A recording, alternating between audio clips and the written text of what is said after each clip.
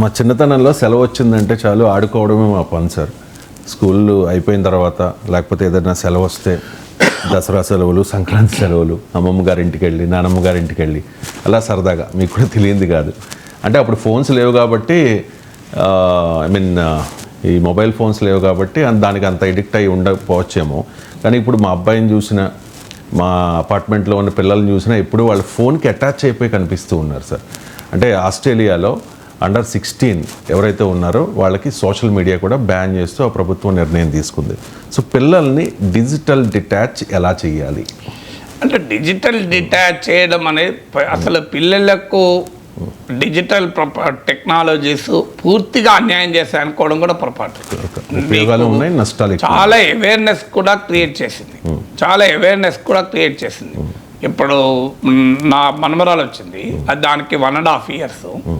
అది ఐప్యాడ్ తీసుకొని ఆ పైన చిన్న కనబడతాయి ఫొటోస్, దానికి ఏ పాట నచ్చుతుందో చూసి ఆ పాట క్లిక్ చేసుకుంటుంది.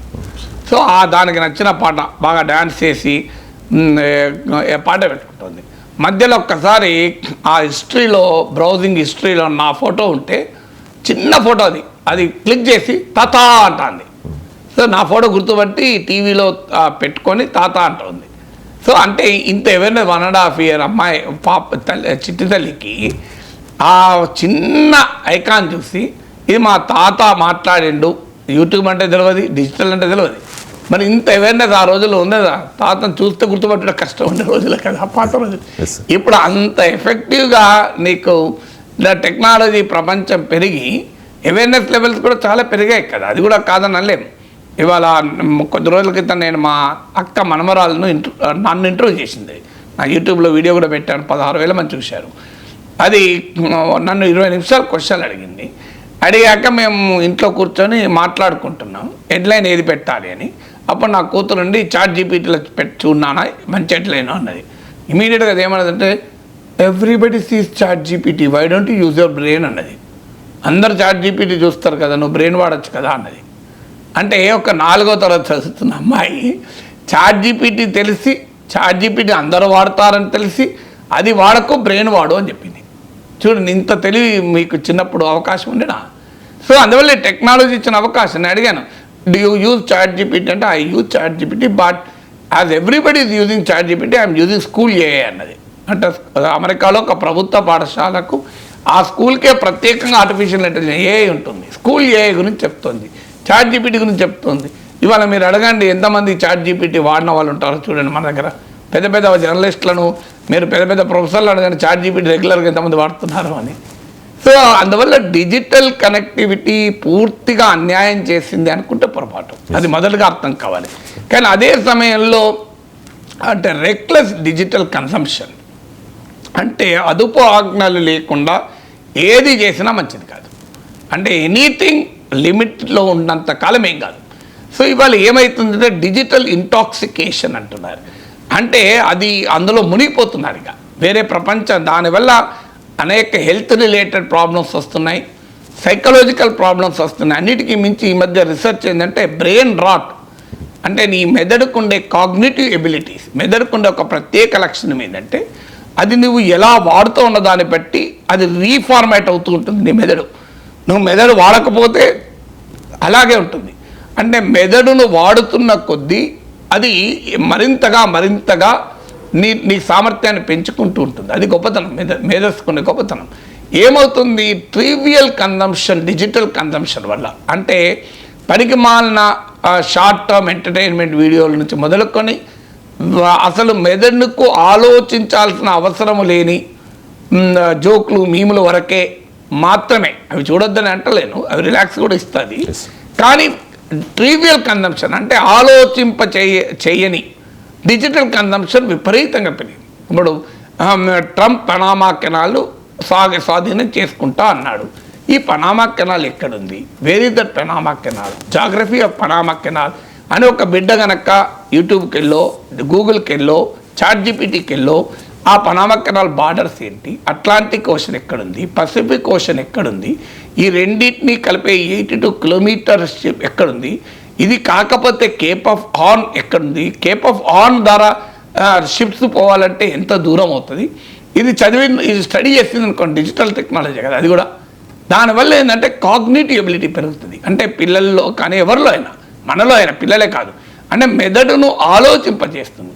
అన్ఫార్చునేట్లీ మెదడును ఆలోచింప చేయని కంటెంట్ విపరీతంగా కన్జ్యూమ్ చేయడం వల్ల మెదడుకు ఉండే ఆలోచన శక్తి తగ్గిపోతుంది, కాగ్నిటివ్ ఎబిలిటీస్ తగ్గుతుంది. దీన్నే శాస్త్రవేత్తలు బ్రెయిన్ రాట్ అంటున్నారు. మీరు గూగుల్లో కొట్టండి, బ్రెయిన్ రాట్ గురించి బోల్డ్ ఆర్టికల్స్ వస్తాయి.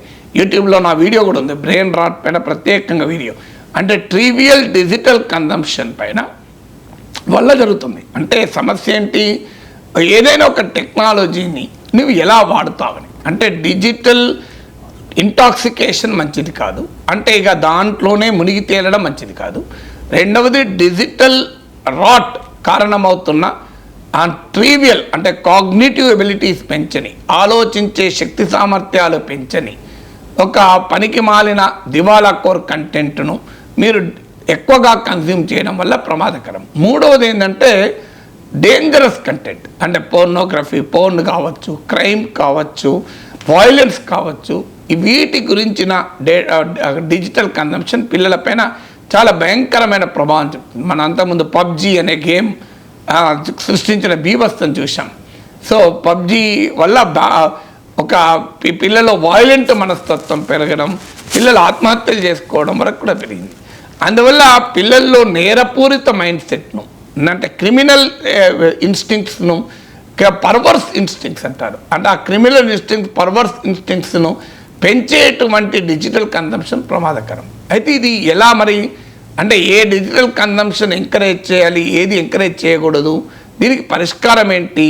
ఇవాళ ఒక్కసారి బిడ్డకు మొబైల్ ఇచ్చాక తీసుకునే అవకాశం ఉంటుందా అంటే అక్కడే తల్లిదండ్రుల సామర్థ్యం ఉంటుంది, తల్లిదండ్రుల సమయం కేటాయించడం ఉంటుంది, తల్లిదండ్రులు పిల్లల్ని ఎంగేజ్ చేయాల్సి ఉంటుంది. ఏం జరుగుతుంది, తల్లి సీరియల్ చేసుకుంటూ ఉంటుంది, తండ్రి ఏదో పని మీద ఉంటాడు, బిడ్డలకి సెల్ ఇచ్చే ఆడుకోమంటాడు. ఇక వాళ్ళు ఏం చేయాలి మరి ఆ బిడ్డకు విచక్షణ అవకాశం ఉంటుందా, ఏది చూడాలి, పనామా కాలువ గురించి స్టడీ చేయాలని ఉంటుందా, దానికి కావాల్సింది పెట్టుకొని చూస్తుంటారు. అందువల్ల కావాల్సింది ఏంటి అంటే ది హ్యూమన్ కాంటాక్ట్. ఇంట్లో ఒకప్పుడు అంటే అమ్మమ్మ, నానమ్మ, తాతయ్య వాళ్ళు మాట్లాడుకునేవారు, కథలు చెప్పేవారు, రామాయణ భారత భాగవతాలు చెప్పేవాళ్ళు. ఇప్పుడు అన్ని జాయింట్ ఫ్యామిలీ సిస్టమ్ దెబ్బతింటుంది. సో అందువల్ల devout more time to the children, అదొకటి పరిష్కారం. రెండవది వాళ్ళకు మరింతగా ఆహ్లాదాన్ని కలిగించే ఛాలెంజింగ్ యాక్టివిటీస్, అవుట్డోర్ తీసుకెళ్ళి గేమ్స్ ఆడించడం, ఆటలు ఆడించడం. దీనివల్ల ఏమవుతుందంటే డిజిటల్ కన్జంప్షన్ తగ్గిపోతుంది. మీకు నా ఉదాహరణ చెప్తాను, నిన్న నా మనవరాలు అది టీవీలో పాటలు చూస్తూ ఉన్నది. సో ఒకసారి దాని నుంచి డైవర్ట్ చేస్తానికి దాంతో ఆడడం మొదలుపెట్టాను నేను. రాత్రి 1.5 hours ఏమీ లేదు, ఆ ఆట వస్తువులన్నీ నాకు తెచ్చిచ్చింది. అదొకసారి మళ్ళీ అన్నీ నా దగ్గర తీసుకుపోయి అక్కడేసింది. ఇలా నైట్ 12:31 అయింది ఆడుకుంటే, దాని నిద్ర రాలే, అప్పటికి అలసిపోయి నిద్రపోయింది. ఇప్పటికి నేను మళ్ళీ టీవీ ప్రోగ్రామ్ వచ్చా లేవలే. అంటే ఎందుకు, దానికి ఒక 1.5-2 hour యాక్టివిటీ. మొత్తం దానికున్న అనేక రకాల ఆట వస్తువులన్నీ తీసుకొచ్చి ఒక్కొక్కటి తాత అనుకుంటూ ఇచ్చుడు, ఆడిచ్చుడు. వాట్ డస్ ద డాగ్స్ సే అంటే బొబో అన్నాడు, వాట్ డస్ ద క్యాట్స్ సే, ఆఖరికి వాట్ డస్ ద నైరాస్ సే అనిపించిన, అంటే తాత అన్నది. సో అలా ఆడుకుంటుంటే యాక్టివిటీ పెరిగే వరకు ఏమవుతుంది, ఆ మొబైల్ పక్క పడేసింది, ఐప్యాడ్ పక్క పడేసింది, టీవీ పక్క పడేసింది. అంటే మనము టైం కేటాయించకపోవడం వల్ల పిల్లలు డిజిటల్ ప్రపంచానికి అలవాటు అవుతున్నారు. సో బంధువుల ఇళ్ళకి తీసుకెళ్ళడం, స్నేహితుల ఇళ్ళకి తీసుకెళ్ళడం, బయట ఆడించడం. సో అంటే it all depends on us. ఎన్ని చేసినా నీకు టెక్నాలజీ పర్వేసివ్, నీకు దానికి మోర్ ఎడ్యుకేట్ చేయడం, నేర్పడం, పిల్లలకు ఓపికగా, పిల్లలకు సమయం లేక తిడితే లాభం లేదు, అది ఎందుకు ఇస్తున్నామని ఓపికగా నేర్పడం, కాగ్నిటివ్ ఛాలెంజెస్లో ఇన్వాల్వ్ చేయడం, అంటే ఆలోచింప చేయగలిగేటువంటి ఛాలెంజెస్ ఇవ్వడం. మీరు ఎక్కడికైనా వెళ్ళేస్తారు, వెళ్ళొచ్చిన తర్వాత తల్లిని చూసొచ్చావు కదా, నువ్వు రాయి, why don't you write your experiences on paper ఇచ్చి రాయించి దాంట్లో బాగా రాస్తే నువ్వు ఎంకరేజ్ చేసి, ఇలా you have to create an alternate activity. ప్రత్యామ్నాయ యాక్టివిటీ ఇవ్వలేని మానవ సంబంధాలు కనుమరుగైతే మీకు ఏం జరుగుతుంది, మనుషుల మధ్య సంబంధాలపై టెక్నాలజీ మధ్య సంబంధం అవుతుంది. అందువల్ల it's a very challenging task digital detach. దీనిపైన నిషేధాలు పరిష్కారమా, నిషేధిస్తే ఎంత మేరకు యాక్సెస్ ఆపగలం అనేది క్వశ్చన్ మార్కే. సో ఆస్ట్రేలియా అనుభవం చూడాలి ఎలా ఉంటుంది అనేది. కానీ it can be possible with our own activities. So digital detach కాదు, డిజిటల్ యూజ్ను విచక్షణతో డిజిటల్ కన్జంప్షన్ చేయగలిగే ఉండాలి. అన్ఫార్చునేట్లీ పెద్దలే విచక్షణ కోల్పోయి డిజిటల్ కన్జంప్షన్ చేస్తున్నారు. పిల్లల్ని అడిగితే పిల్లలు తప్పేంటండి? పెద్దవాళ్ళు కరెక్ట్గా ఎంత కాగ్నిటివ్ ఎబిలిటీస్, మన ఆలోచన శక్తిని పెంచేటువంటి డిజిటల్ కన్జంప్షన్ చేస్తుంది చెప్పండి.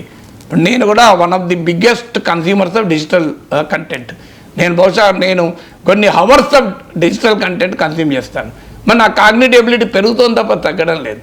ఎందుకంటే నాకు నిరంతరం నేను డిజిటల్ కంటెంట్ ఏది వాడతాను, రూపీ ఎందుకు పతనం అవుతుంది, స్టాక్ మార్కెట్లు ఎందుకు పెరుగుతున్నాయి, సో గ్రీన్ ల్యాండ్ కావాలని ట్రంప్ ఎందుకు అంటున్నాడు, గ్రీన్ ల్యాండ్లో ఏముంది, రేర్ ఎర్త్ మెటల్స్ ఉన్నాయా గ్రీన్ ల్యాండ్లో, గ్రీన్ ల్యాండ్ ఎవరి కంట్రోల్లో ఉంది, గ్రీన్ ల్యాండ్లో ఐస్ ఎంత మేరకు ఉంది, ఐస్ మెల్ట్ అవుతున్న కొద్దీ కొత్త కమర్షియల్ రూట్స్ ఎలా ఎమర్జ్ అవుతున్నాయి, మైనింగ్ ఎలా అవకాశం ఉంటుంది. సో ఇలా నిరంతరం స్టడీ చేస్తానికి నేను డిజిటల్ కంటెంట్ వాడుతున్నాను. మరి నా కాగ్నిటివ్ ఎబిలిటీ తగ్గలేదే, నాకేం ప్రమాదం రాలేదే, నా మెదడు చెడు రాట్ కాలేదు, బ్రెయిన్ రాట్. సో అందువల్ల పెద్దలే సరిగా వాడతలేరు. పిల్లల్ని ఎందుకు అన్నాను, అన్యాయంగా పిల్లలు బదనాం చేస్తున్నాం. పెద్దలే ట్రివియల్ డిజిటల్ కన్జంప్షన్ చేస్తుంటే పిల్లలు ట్రివియల్ డిజిటల్ కన్జంప్షన్ చేయరా? పెద్దవాళ్ళను అనుకరిస్తుంటారు పిల్లలు. చూడండి, మనం ఏం చేస్తే వాళ్ళదే చేస్తుంటారు. మీరు పెద్దవాళ్ళు ఇంట్లో కనుక కాగ్నిటివ్ ఛాలెంజింగ్ కంటెంట్, సో అంటే మీ ఆలోచన శక్తిని పెంచే కంటెంట్ కన్జ్యూమ్ చేయండి, పిల్లలు కూడా కన్జ్యూమ్ చేస్తారు. మీరే చెత్త కంటెంట్ కన్జ్యూమ్ చేస్తే పిల్లలు అనేది తప్పేంటండి? మీరు చెత్త కంటెంట్ కన్జ్యూమ్ చేస్తారు, పిల్లలు మాత్రం మీరు మంచి కంటెంట్ చూడాలి. యూట్యూబ్లో అంటే వాళ్ళు చూస్తారా, నువ్వు చూస్తే చెత్త వీడియోలు చూసుకుంటా, నువ్వు మంచి వీడియోలు చూడు, రేపు పిల్లలు కూడా అలవాటు అవుతారు. చూడు మా అమ్మ మా నాన్న సో ఒక మంచి నేషనల్ జాగ్రఫీ చూశారు, నేను కూడా నేషనల్ జాగ్రఫీ చూడాలని కోరుకుంటుంది.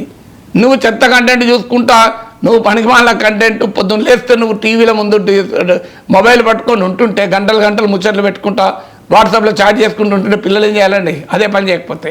అందువల్ల మొదలు పెద్దలు మారాలి, తర్వాత పిల్లలు.